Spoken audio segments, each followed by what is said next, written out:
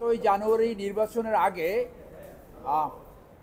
পত্রিকায় 27-12-23 তারিখ সমকাল পত্রিকায় একটি রিপোর্ট প্রকাশিত হয়েছিল, যেখানে দেখা গেছে 25 জন মন্ত্রী এবং 40 জন এমপির সম্পত্তি বৃদ্ধি পেয়েছে কমপক্ষে 200% এবং বেশি হলো 2,44,000%। আমরা তখন সেইটা কোর্টের নজরে এনেছিলাম অনুসন্ধান করার জন্য। তখন মাননীয় কোর্ট বলেছিলেন আপনারা কয়েকদিন অপেক্ষা করেন, দুদক এইটা অনুসন্ধান করবে। আমরা এখন পর্যন্ত জানি না দুদক এইটা অনুসন্ধান করছে কি করছে না।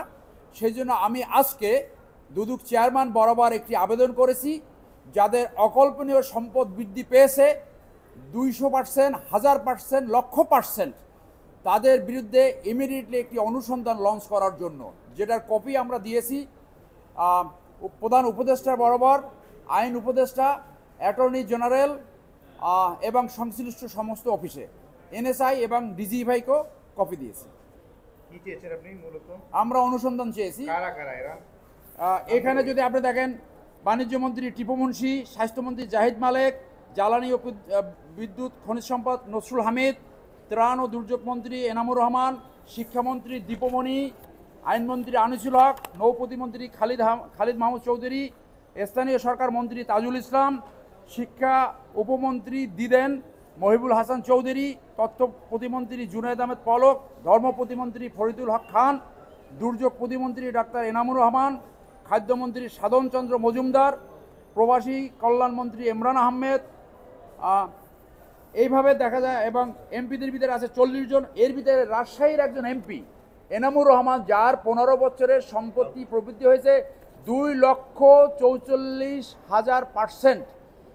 দুর্নীতি ব্যতীত, সাগর চুরি ব্যতীত এইভাবে সম্পত্তির প্রবৃদ্ধি অসম্ভব। টিআইবিও এইটা তদন্ত চেয়েছে। আমি আজকে দুদক চেয়ারম্যান বরাবর এই আবেদন লঞ্চ করেছি। তাদেরকে আমরা সহযোগিতা করতে চাই।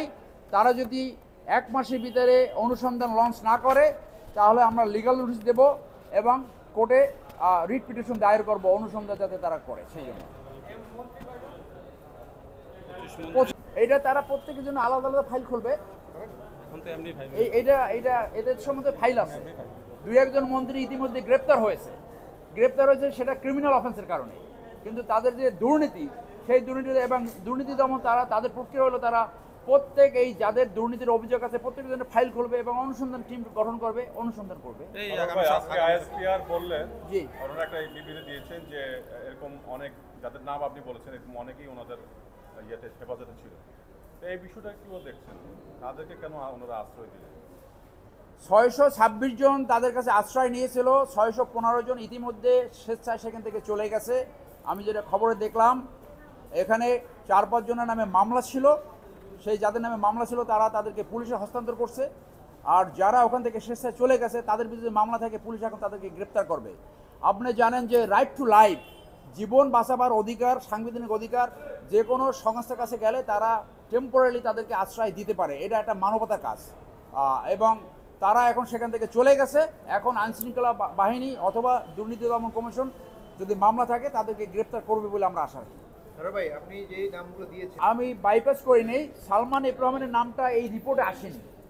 সালমান এফ রহমানের নামে আলাদা মামলা অবশ্যই দেবো। সালমান এফ রহমান একজন মানে সাগর চোর। আমি বলি যে বাংলাদেশে 33 লক্ষ শেয়ার বিনিয়োগকারী তার কাছে ক্ষতিগ্রস্ত হয়েছে এবং অনেকে আত্মহত্যা করেছে। মানে মানুষকে কীভাবে অর্থনৈতিক লুটপাট করতে হয়, কীভাবে শেয়ার মার্কেট লুটপাট করতে হয়, কীভাবে ব্যাংক লুটপাট করতে হয়, সেটা সবচেয়ে বড় কারিগর।